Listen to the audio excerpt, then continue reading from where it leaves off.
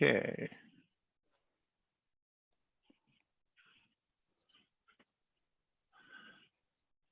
Hi there.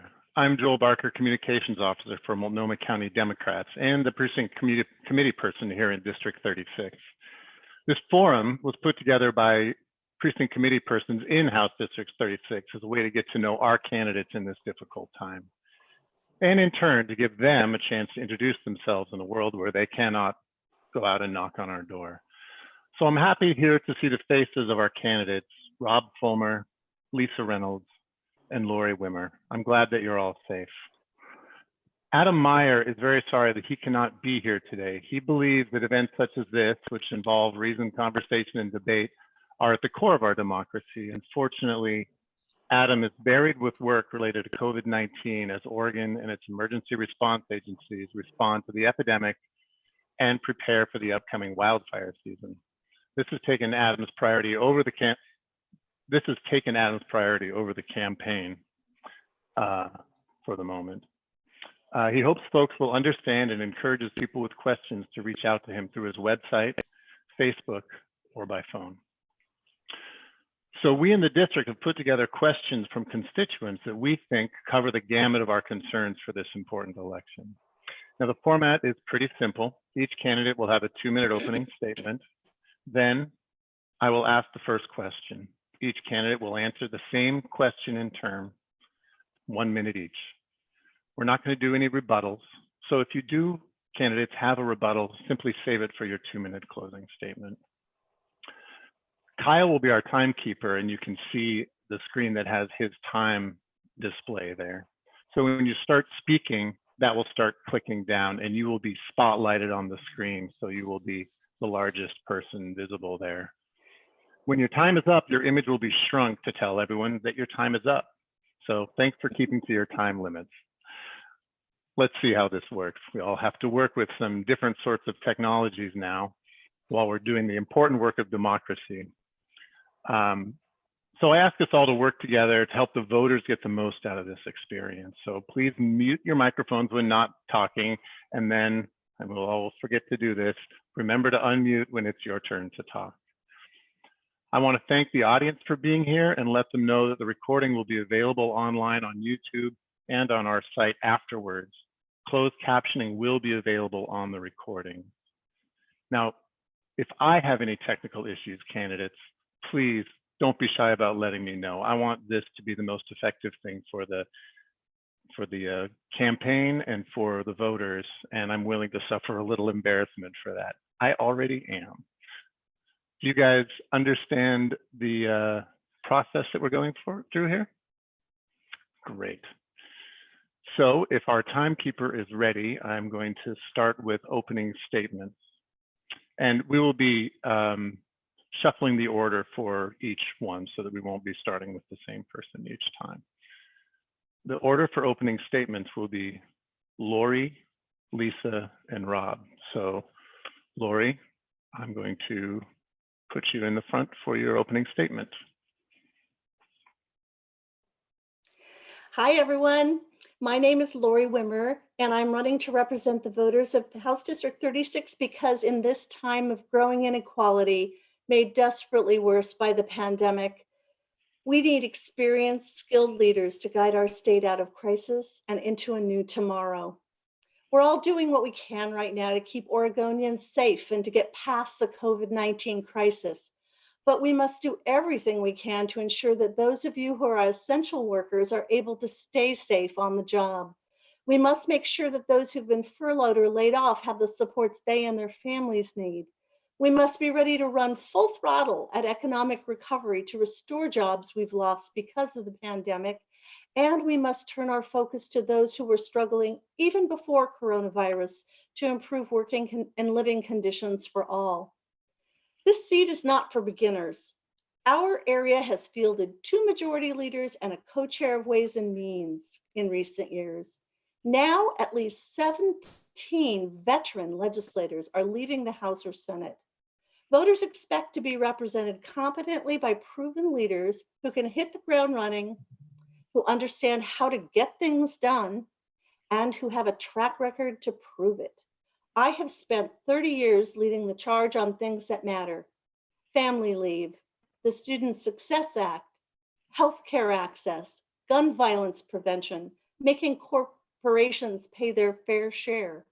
That's why I've been endorsed by Senator Jeff Merkley, Attorney General Ellen Rosenblum, Governor Barbara Roberts, 11 sitting legislators, many local leaders, and 25 organizations representing Oregon's choice community, labor unions, gun violence prevention organizations, and frontline workers such as firefighters, nurses, teachers, and grocery workers. I'm ready to stand with you, ready to fight for you, and ready to lead. Thank you. Very nicely done on the time, Laurie. Our next speaker is Lisa. Hi there. Good evening. Thank you for having me here. My name is Lisa Reynolds. I'm a pediatrician, I'm a mom, and I'm an activist. And when I was a teenager, my brother Pat was diagnosed with schizophrenia. And to this day, and actually, especially in these days, when my family calls each other, there's that pause. Is this another emergency about Pat? And that Pat's illness has motivated me to become a doctor. And in treating children, I have found my calling. And when I was in medical school, I helped start a clinic at a homeless shelter. And I remember one day a patient came to me, and through a Spanish interpreter, she said, "Lisa, I can't see my Bible. I can't read my verses." And that very day, I was able to convince the eye clinic at my med school to provide free eye exams and eyeglasses for every single resident in that homeless shelter. And that was a great day. And it was also the day that I decided I was going to learn Spanish, which is something that I use every day in my practice. I love being a pediatrician. It's tremendously rewarding. And it shows me what is and what is not working for Oregon families. And look, we are at the beginning of a long-term pandemic, of an unprecedented threat to Oregon lives and Oregon livelihoods. And I have prepared my entire career for times such as this. I am an expert on pandemic, on infectious disease, on virology, on vaccines. And I've even proposed, here's my press release, I've proposed a framework for how Oregon can recover from this time, that we can recover stronger, safer, and more equitable. I am uniquely qualified for this time, and I hope you will choose me as your state representative. Thank you very much.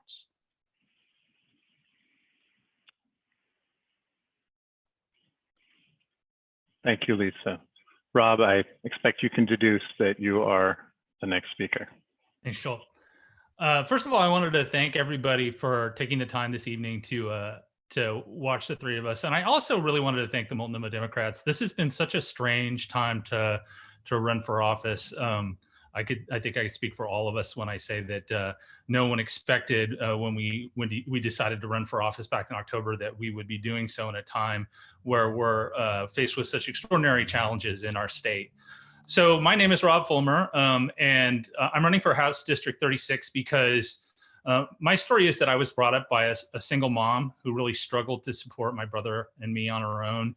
By the time I got out of high school, I had attended 10 different public schools in 3 states. I was that kid who was in the library. I figured out about 2 or 3 schools in that the library was always a safe space. And so I studied, I got into a great university, I got a degree in engineering. But what I realized is that public education was a lifeline for me, like it is for so many kids. And I dedicated my career to working in education. I've done that my entire career. The last 15 years, I've been working to strengthen education at Portland State University. I'm also someone who was appointed by the governor to serve on the statewide higher ed board. I've been someone who's really fought for low wage workers. I led the contract fight for the 4,500 plus workers who work at all our public universities. And under my leadership, we were able to get those workers the best contract they've seen in over a decade. I'm also someone who's really fought to enact strong climate legislation. I've been down to the legislature. I organized the neighborhood cleanup. But more than anything, I wanted to emphasize that what this pandemic has shown us is not that, it's shown us that more than anything, our system, our support system, our socioeconomic system is one that has been flawed for a while now. And what this has really done is shown us the ways in which it's flawed, and our next legislators are going to have to focus on how to fix that.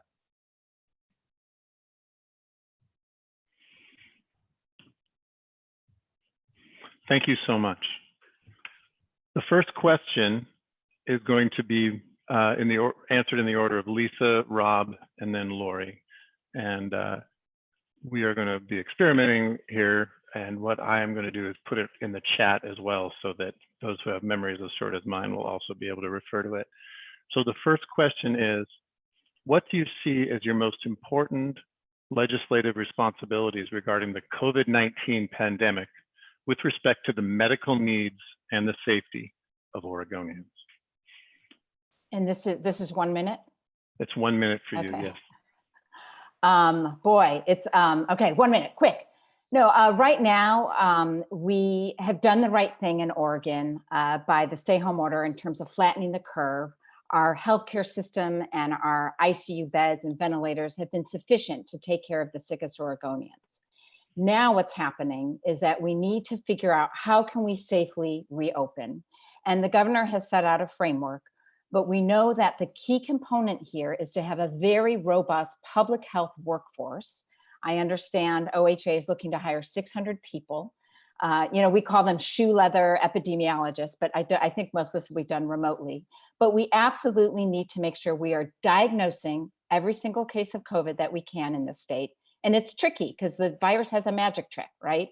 You can shed the virus without having any symptoms or before having any symptoms. So we need to identify every case of COVID-19. We need to trace contacts of that sick person.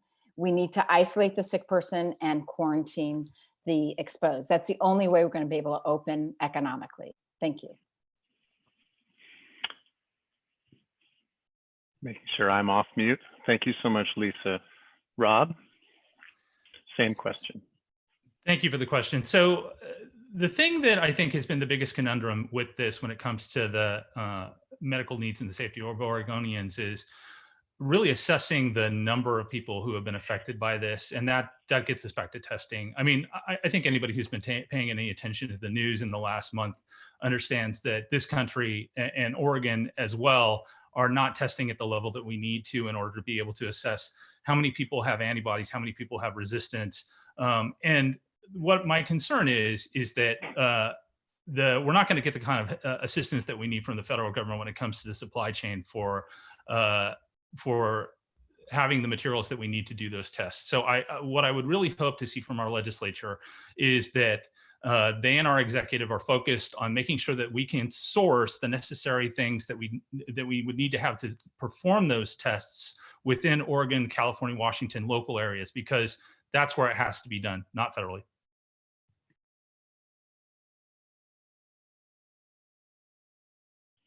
Thank you for your patience with me there. The next person is Laurie. Yes. Well, in addition to the testing and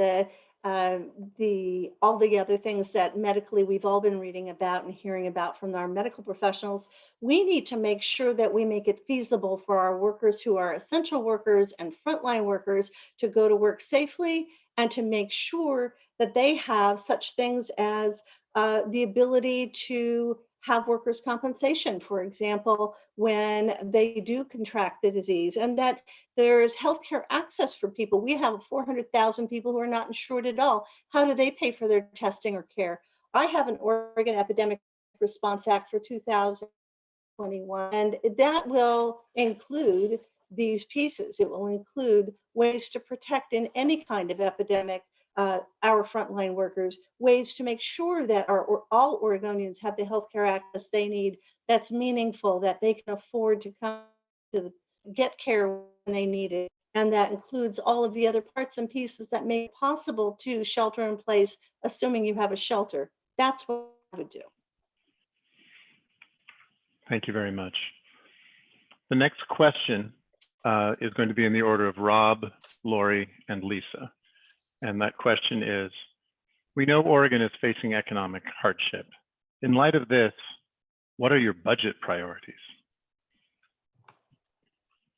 Again, thank you for the question. That's, I think this really speaks to who we are when we talk about budget priorities in a time of crisis and economic hardship. And I think the top priority for me is to making sure that that the legislature does tap into our reserves, and we have the fourth healthiest reserves in the country per capita, to make sure that the minimal cuts are needed to services. Now, I know that's going to be difficult. I'd also like to see the legislature go after the kicker. I know that requires Republican agreement in order to get there. I think they should, our legislature should try and go after the kicker money, because we are in a time where we expect revenues are going to drop precipitously in the May forecast. And it'll be a way, if they're able to get some Republicans to agree to that, to minimize the disruptions to services for low wage folks and people who are in need. So go after the kicker, spend reserves, prioritize. Thank you so much. Laurie? Yes. Well, I consider our budget and our revenue code to be moral documents. And so my priority is to serve the most vulnerable first. And I've mentioned a few of the priorities already, but we have housing and homelessness issues. We have medical access issues. We have educational access issues. We must find a way to make sure that we are accessing the rainy day funds, yes, but also making sure that those wealthy who get tax breaks, irrespective of downturns, don't continue to get them. Whether we pause them or end them, our priorities are upside down when it comes to our tax code. And what we're doing is we're allowing the wealthy to get preferential tax treatment even as we cut programs. That cannot stand. And that would be my priority, is to make sure that we create revenue for serving our most vulnerable by going after those tax breaks. Thank you so much. I feel this is working rather well. I know, it's great. So the third question is going to go to Laurie, Lisa. I haven't answered the second. You there I go, jinxed yourself. I know. I know. Well, Lisa, my deepest apologies. No problem. And here we go.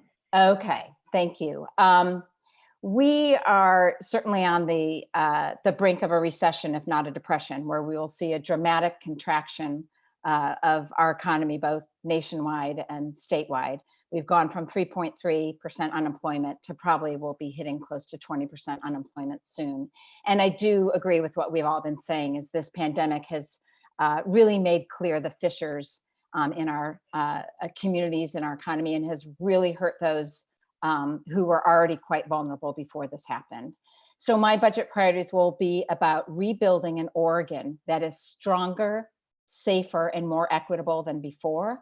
I don't think we're going to be able to tax ourselves or rainy day ourselves out of this. I think we have to think about very bold revenue through the sale of bonds, but we absolutely need to be employing Oregonians to rebuild our infrastructure, transportation, education system, close that achievement gap, which is only getting bigger, and absolutely take care of our most vulnerable, the homeless. Thank you. Excellent. Now we'll move on. And Lisa, I will never be done apologizing to you for that, but thank you everybody else for helping me police that. To the next question, which will start with Laurie and then Lisa and then Rob. And the question is, how will you approach the critical issue of houselessness? Mute.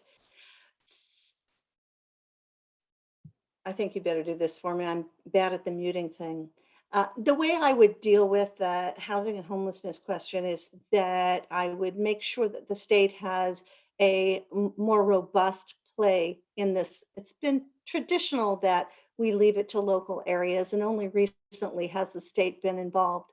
You know what the #1 housing program in Oregon is in terms of the dollars we spend? It's the mortgage interest deduction. And one of the things we do is not just encourage middle-class home ownership, which is wonderful, but we also give tax breaks to the full extent of a mortgage on $1 million McMansion, or fancy condo in the Pearl, or a second home, a vacation home. So if we gave that a haircut, we could harvest $200 million to dedicate to first-time home buyers to make housing more affordable, or to homelessness, or a little of both. Those are not new ideas. We've had champions who've tried to make that work before. It hasn't passed yet, but those are some of the kinds of things that we need to do to get the right amount of money and then devote it to the right program. Thank you, Laurie. The next person is Lisa. Hi, thank you. I believe, housing first. I believe that housing is healthcare, and absolutely every Oregonian needs to have a roof over their head. And it's interesting to me that in this pandemic, we were able to at least find a little bit more shelter space for people when push came to shove, and we need to be thinking about creative solutions like we did when we really had to in this pandemic, even though I don't think shelters are the option. So in terms of revenue streams, yes, the mortgage interest deduction, I agree. That's a great way to think about financing housing for those who are not able to afford it. But again, I'm envisioning a Marshall Plan type reinvestment in Oregon as we come through this pandemic that will make us, as I said, stronger and safer and more equitable, where we need to be doing long-term rent assistance to keep people in their homes and to provide more affordable, supported housing with wraparound services. Absolutely, we can do this. We can do hard things. Thank you. Thank you so much. Rob? Thanks for the question again. I agree about the mortgage interest deduction, but I want to focus on. So I spent several years chairing the Safety and Livability Committee in my neighborhood, and I've seen houselessness close up. I live at Northwest 18th and Hoyt, and there's a place just down the street from us that offers services. We have a tent encampment right across the street from us more or less all the time. Right now, I think there are 4 tents over there. So this is something that I've seen close up. I've talked to those folks. And what I found is, in addition to housing, we really need to make sure that the state steps up in partnership when it comes to funding mental health and addiction services for folks, because so many of the folks that are on our streets today have issues with mental health, have issues with addiction. And until let's face it, the city and county have been trying to address the houselessness issue for a long time. They need a partner in the state, and they need a partner in the federal government. As a state legislator, I would fight for that. Mm-hmm. Very good. The next question is going to go to Lisa, Rob, and then Laurie. And the question is, what climate change state legislation are you willing to support? Okay, can you guys, I'm not on mute, right? Okay, hi. I'm definitely a fan of the cap and trade legislation. I really thought it was a great design in putting a price on polluting and then investing those dollars into communities around the state to form clean energy jobs. And it's a disappointment that there was no ability to find some leeway with the Republicans on that, and that they walked out on that.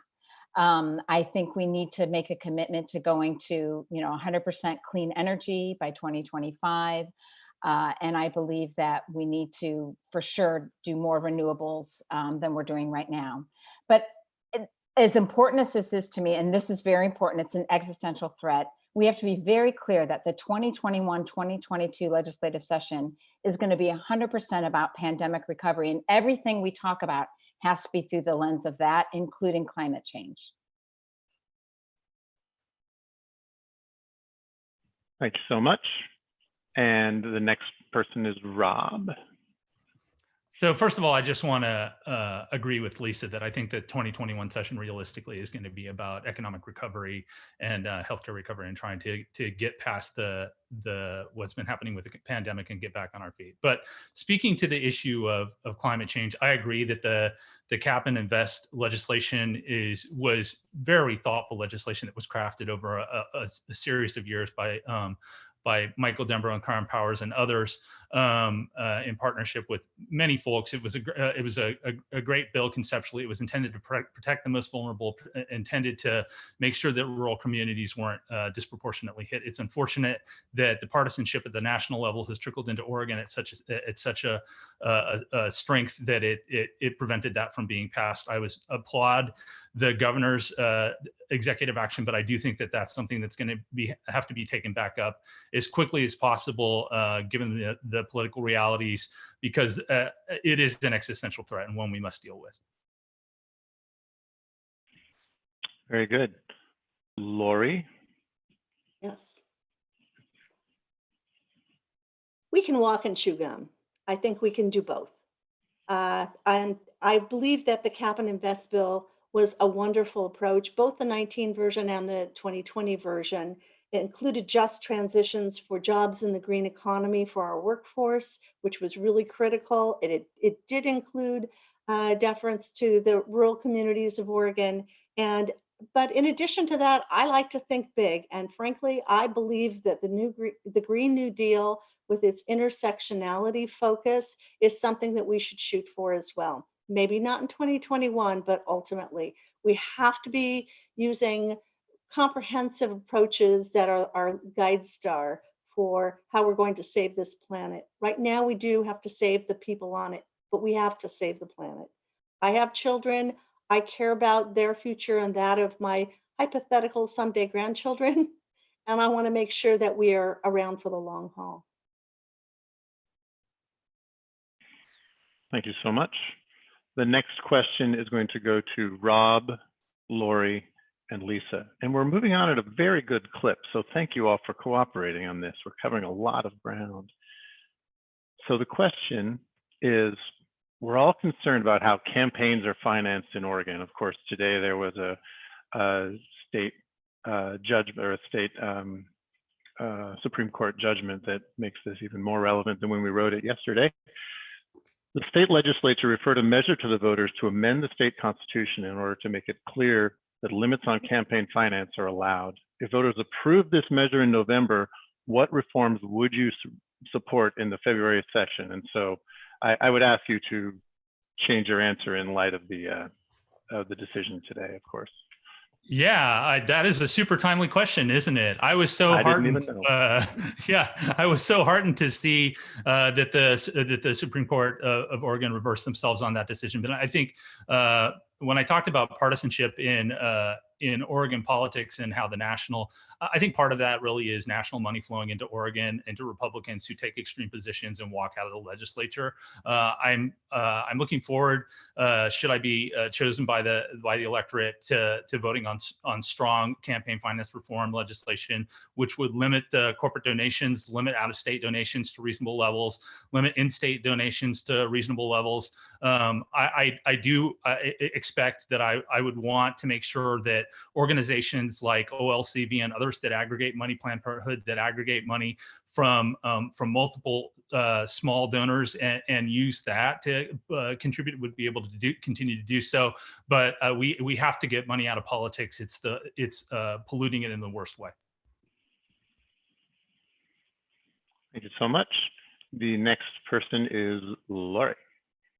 I too prefer a small donor PAC protected form of the reforms for campaign finance reform, because we must protect the powerless from the powerful.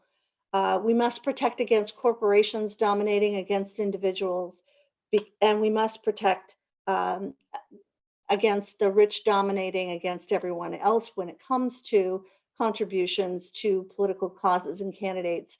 I've been a 30-year veteran of the ballot measure wars, and I can tell you, when in the old days, rich people bought ball clubs, there was a time for decades in Oregon, and probably will still continue, that the rich buy ballot measures instead.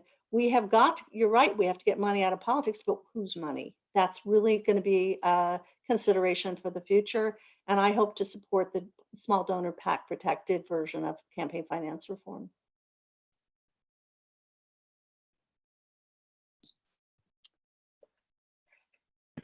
Laurie, you left 7 seconds on the table. The last person for this question is Lisa. Hi, thank you. I think this is a great question. I feel like campaign finance can't come quick enough as someone who's running a campaign. I'm really proud of the campaign I'm running. 94% of my money comes from individual donors. And I think my average donation is, when I checked last week, was around $90. So I'm really proud of that. It takes a lot of work. And I absolutely think we need to get big money out of politics. I think maybe we can think about maximum donation of $250. I think from individuals or PACs would probably be where I would go for that. But I'm really looking forward to a day when more campaigns are fueled by the grassroots like mine is, and I think I might just leave it there. But it can't come soon enough. I look forward to the day. Thank you.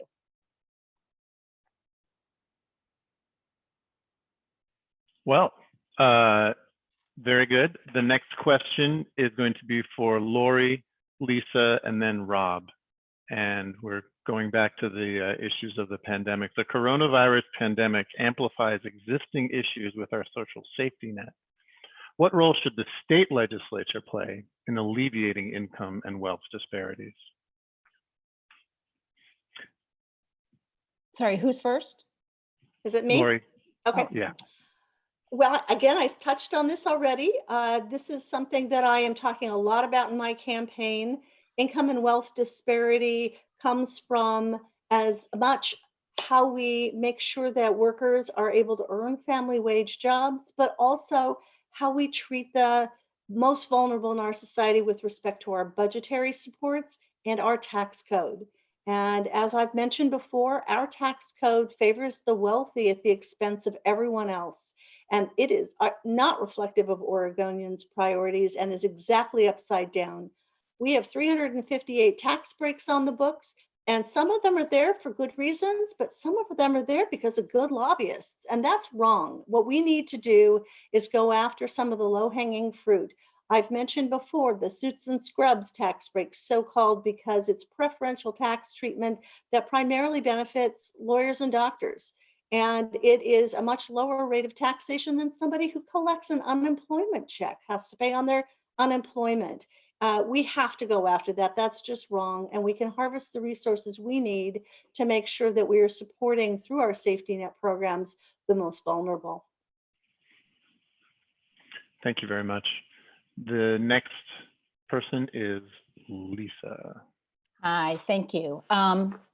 You know, as a pediatrician, 20 some years in practice, being in that exam room with families, I see what's working and not working for Oregon families. And certainly I do see the tremendous inequalities in what people have in terms of rights in their workplace, in terms of how quickly they are from losing their apartment, how many families will band together to share rent because they can't afford to meet their basic needs. And we know that about a third of residents of Multnomah County can't meet their basic needs.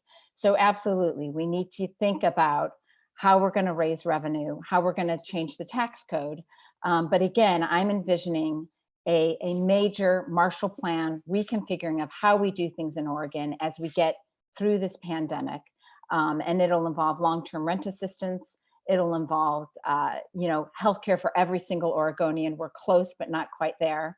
And it'll involve better mental health services for everyone who needs it. Thank you. Thank you so much. Rob, you are the next speaker.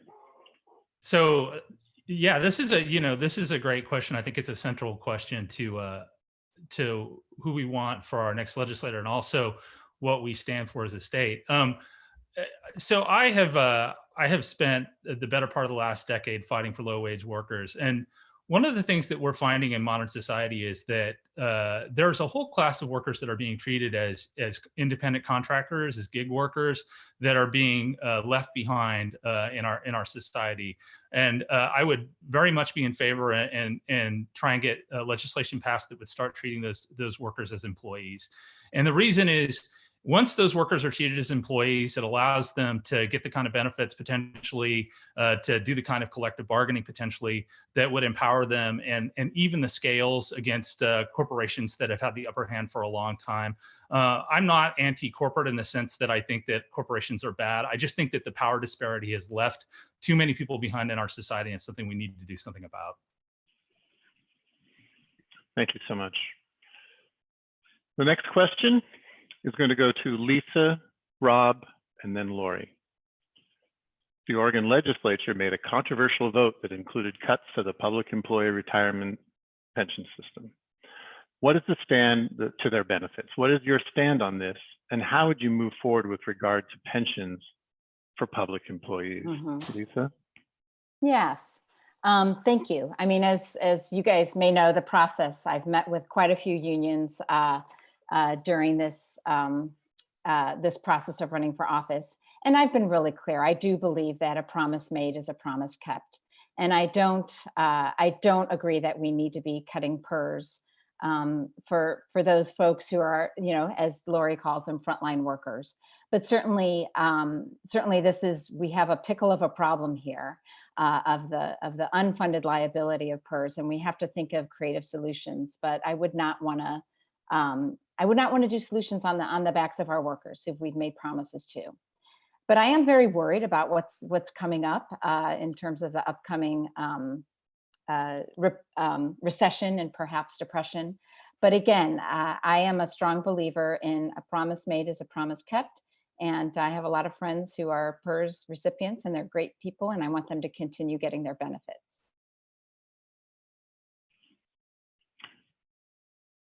Thank you so much. The next respondent is Rob. So full disclosure, I'm a PERS Tier 3 recipient, which means that I was hired after 2003. But whether I were a PERS recipient or not, I would just want to make it clear that PERS was substantially fixed for everyone who was hired after 2003. And so what we're paying for essentially is the promises that were made to people who were hired before that. And most of the debt is actually the UAL, the unfunded actual liability. Most of that is from local governments, not from the state government or hired workers, which is where I work. But the thing to remember about this is that rates are set through 2023. So yes, we're going to have to maybe extend the payment period or something like that. We have a shorter repayment period or coverage period in this state than most states do. And we could do that if we need to, but no need to panic. We will look again in 2022 and figure it out.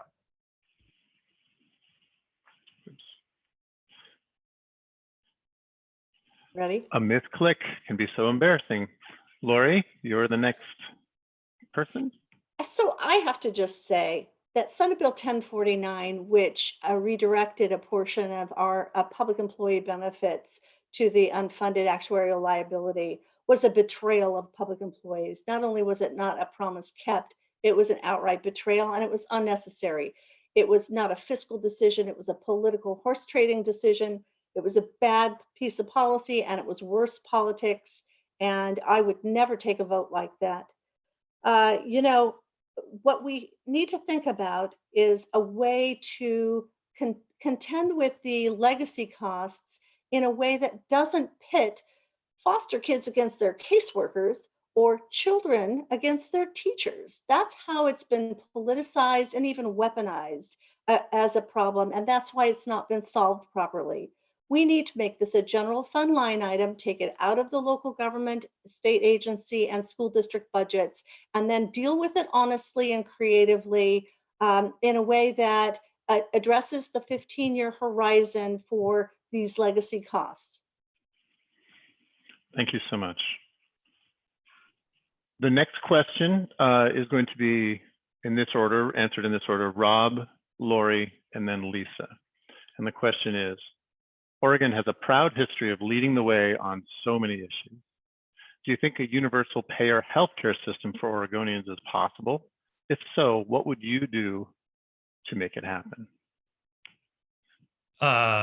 Thank you for the question. Yeah, I'm a huge fan of single payer system. I think it's going to be complicated though, because you have to, first of all, you have to disintermediate the insurance industry, right?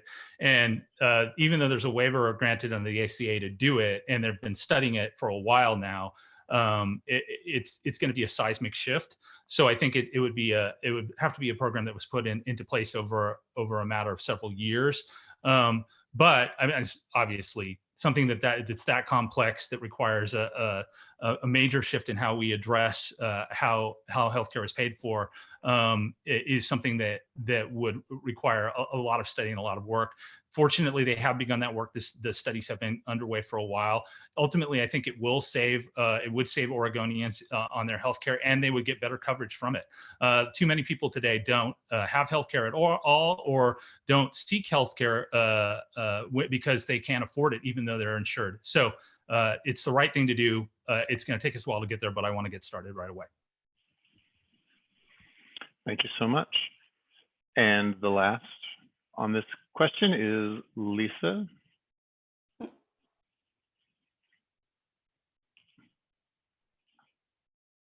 Sorry. You are unmuted, and that's my fault. You did say Laurie was next, but I'm fine to answer this, and then Laurie can answer. Isn't that right? Okay. I did make that mistake. I apologize. Laurie, it's your turn. I'm sorry, Lisa. No problem.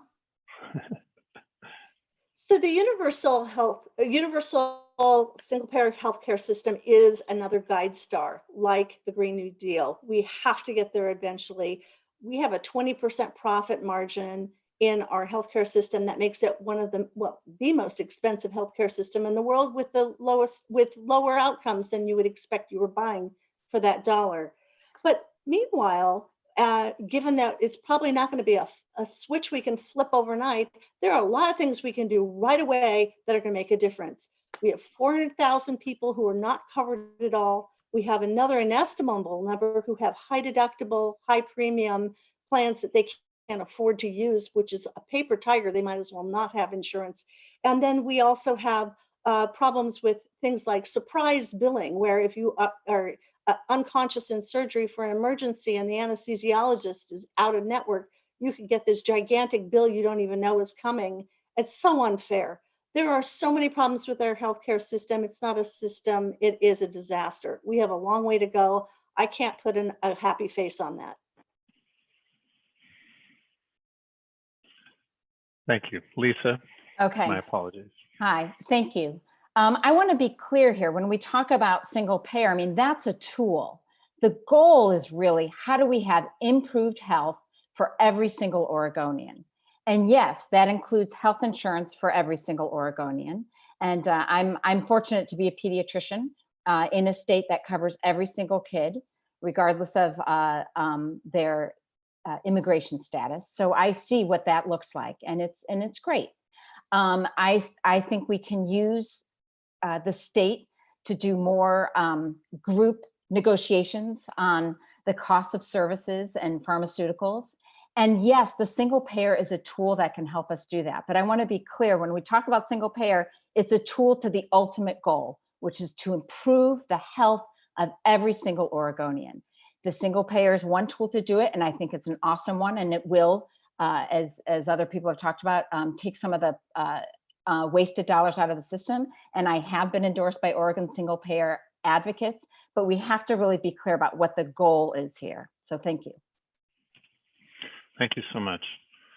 We have one more question, and then we'll go to closing statements. You guys have been champions.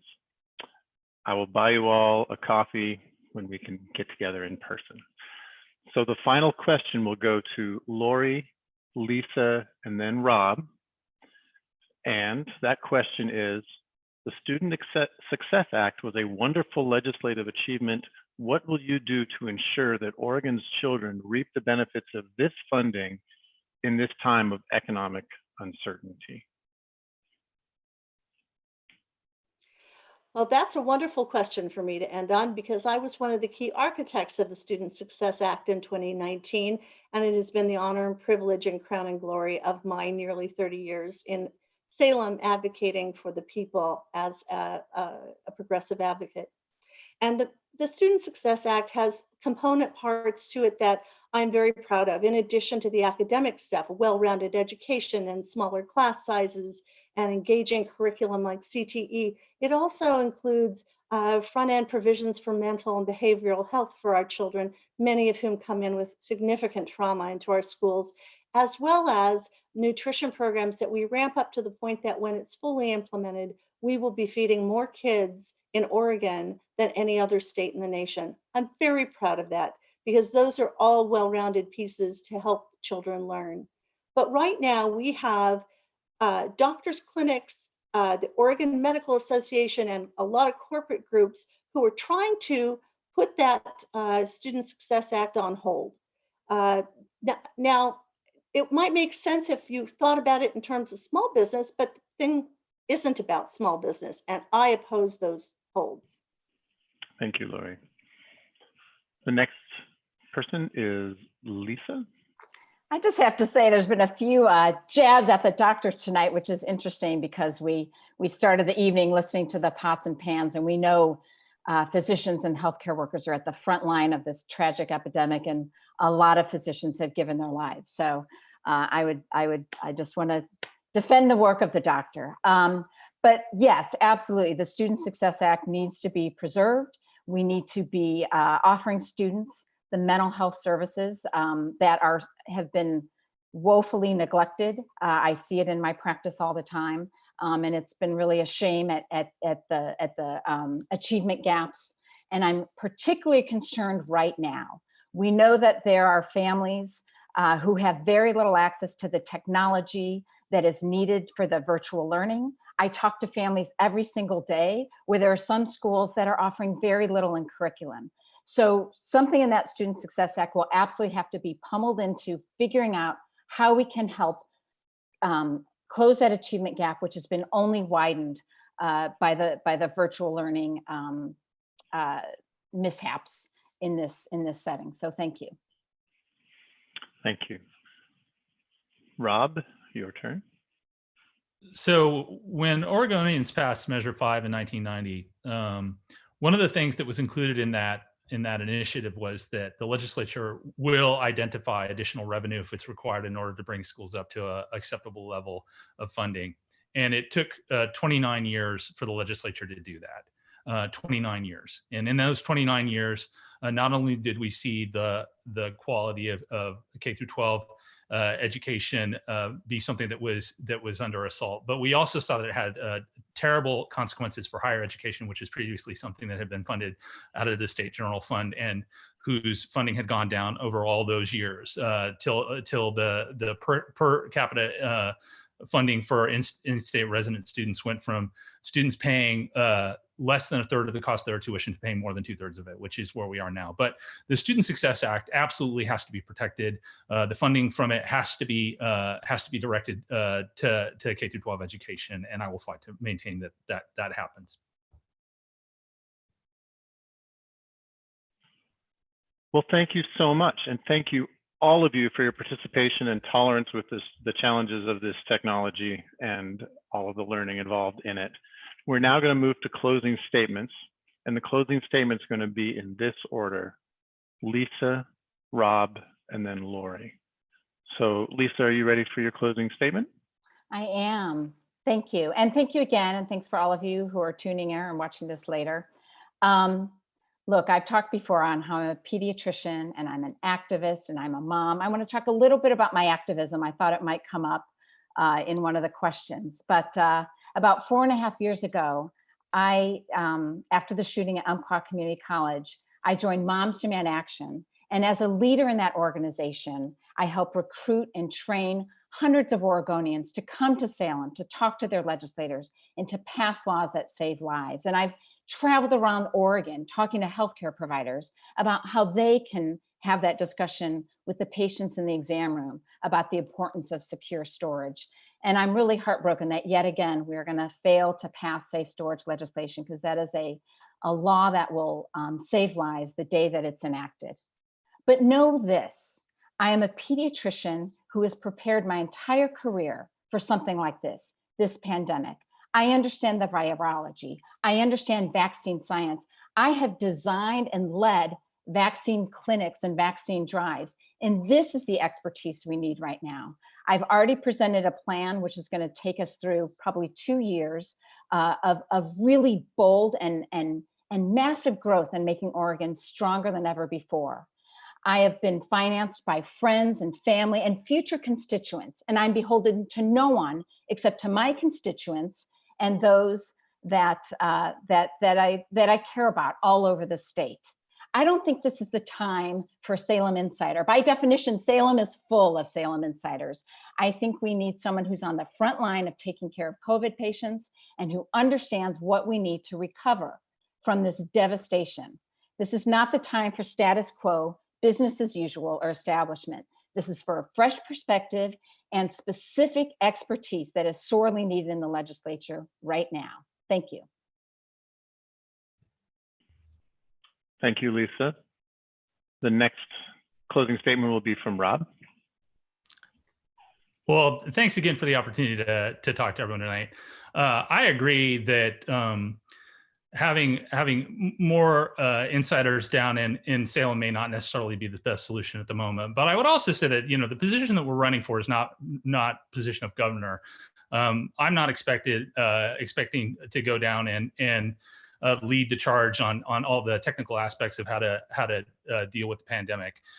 My expectation is that I'm going to go down, if I'm successful in this bid, I'm going to work as part of a team, and I'm going to solve problems for constituents in both House District 36 and the state of Oregon. And that kind of problem solving and really teamwork skills are what I've brought to my career and what I've brought to all the work that I've done organizing in labor, all the work that I've done in the neighborhood where I've been a neighborhood leader.